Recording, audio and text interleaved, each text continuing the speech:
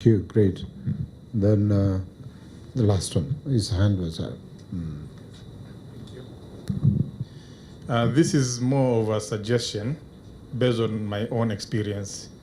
We know in some European countries, to be more precise, UK, after every 5-6 years, they change their equipment. I personally go to UK to a medical auction, and currently in our hospital, 90% of our equipment are from UK. They're all second-hand, working very well. You are allowed to test the equipment before you buy it.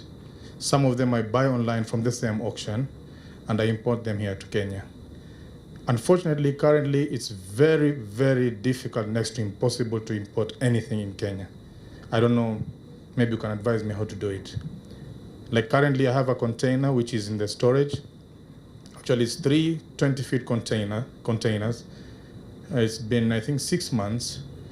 For the 3 containers, I'm paying £450 every month, awaiting documentation here in Kenya. So it now doesn't make any business sense, yeah? But maybe you as maids, you're going to be exempted from all these things, yeah? Mm-hmm. So I would suggest you to have two sections as far as equipment is concerned. Okay. Brand new equipment, through all the things that we've already planned, you have them in your strategic plan, and think of buying second-hand, good quality equipment. You'll have your medical engineer here who will test the equipment, and some hospitals will not be able to buy a 74 million CT scan, but they'll be a brand new CT scan, but they'll be able to buy a 10 million CT scan. The same 64 slice maybe, or 128 slice, but it's working, and you'll have your medical engineer. You can even have a service contract, maybe it's a GE CT scan or Siemens, and with their Siemens suppliers here, maybe you can sign, the hospital might sign, or maybe through meds, a service contract, yeah? Mm-hmm. So I think that will really help. Some hospital will not be able to afford the new equipment. Some might not even need financing. Someone can tell you, okay, I can buy cash this X-ray machine for 2 million, because he knows a brand new GE machine is 20 million. But I can buy it for 2 million and I'll pay cash for it. Yeah. Thank you. Thank you very much. Great suggestion there. So responses. And now as we get the responses, please be ready with your recommendations. The take-home message. That's what we'll be coming to get from you. Okay, some of the things I've gotten here are recommendations, like the last one. We've never thought about it. Thank you very much. We take it as a way forward and things to consider. There was one of whether equity should pay meds on behalf of the health facilities. I'll leave that for the equity, because we've never discussed it to be able to talk about it.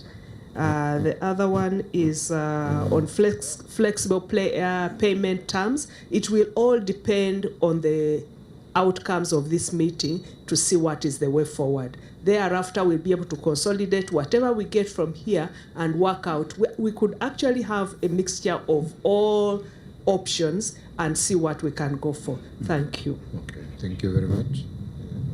Sorry, maybe to respond to what Dr. Schumacher said, I think this is a very good suggestion. And I think from here, we have identified 25 people who would want to have a digital X-ray. So the next stage now, we need to agree on the model. And I'll tell you the advantages of why we need to agree on a model. One, if we go with a combined model, 25 of them will go to one of the manufacturers. I can assure you 100% we are going to get a very huge discount. The other thing, from there, after agreeing on the model, then we agree on the payment terms. Then for payment terms, that's where now either equity comes, there's a tripartite agreement between ourselves, MENS, and the financial and the facility probably, or any other form of the payment terms. And again, the advantage of this, we all also agree, because there is one thing getting an equipment and also getting the supplies. Those equipments operate on reagents, they operate on other consumables, and they need to be assured the availability. And then that's kind of an agreement that we sign. We ensure that these items are available through MENS. And I think that would really work for us. And then from there, we move to the next step. What happens in the case of breakdown for this particular equipment? Then we also agree The first point of call, where does not require any specialized kind of maintenance, then MENT can offer that service on behalf of that equipment owner.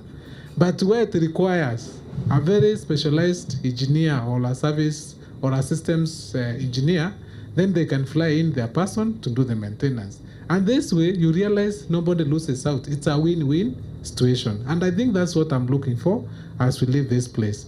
If we can agree, and we all say we want to go this way, we don't have any preferred manufacturer.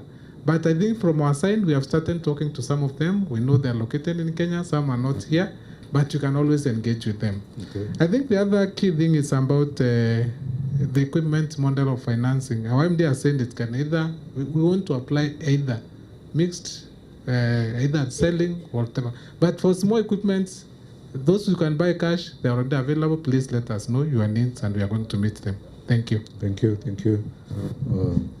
Mr. Okay, so I'll address the two issues that were raised to me. On the issue of the teacher scheme, I'm happy that you acknowledge that we are able to figure out other schemes very well. It's just that this particular client who has very many unique features, and we're not asleep to the fact that it has caused a lot of distress to everyone, us included. And I will take your suggestion forward that we have a forum like this, and then people can really come out with their issues, and then we can come up with a way forward. The reason I stand here comfortably, knowing that I'm from Minet and we have that, is because I have nothing to hide. You know, it's not malicious, yeah? That's why I will always show up for med functions, because, I mean, we have nothing to hide. The second thing to my friend about the liability cover.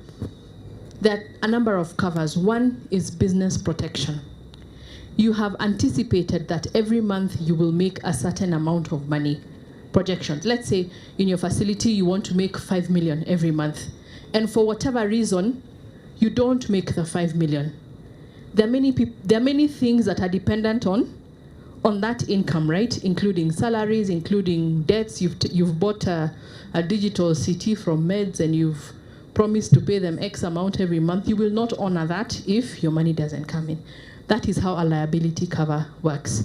Your cover checks in. So we compensate for that loss of revenue for that time. In the same way, if a patient comes in and is not able to pay, there are two ways of doing it. Some hospitals have a fund. They call it an emergency fund.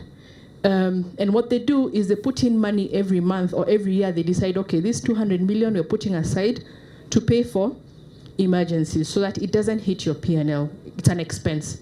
Other people decide to insure it at a very low rate. It's very small, 1.25%, very little.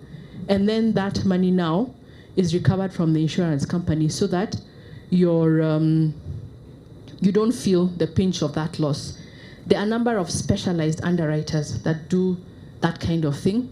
And if you speak to us, we identify your need, we're able to help you so that this covers your business going forward. So business protection and things like patient absconding, and also professional indemnity. Because if you're sued because of something that the patient feels you are unprofessional or negligent, then it can also hit you hard, yeah? So we're able to discuss that, and I will take the suggestion forward. And when you're called for a meeting, please come. Then we can discuss all these payment issues, yeah? Thank you, Dr. Ari. Let's try to be brief because I want to tap their thinking. I think she covered the question, yes. We have not had any collaboration with MEDI, but given now the requirement and opportunity, we will sit down with them and we draw up an agreement on how we can support you. In terms of what model to use, I think that is best analyzed hospital to hospital or as per need, because as my MD spoke earlier, the cash flows of your place determines what's best for you and the period therefore you want to require this, and even where you're getting this equipment. So if you could allow us that, we will work closely with them, because also at the bank we're just finalizing on a medical equipment financing model, and it will be used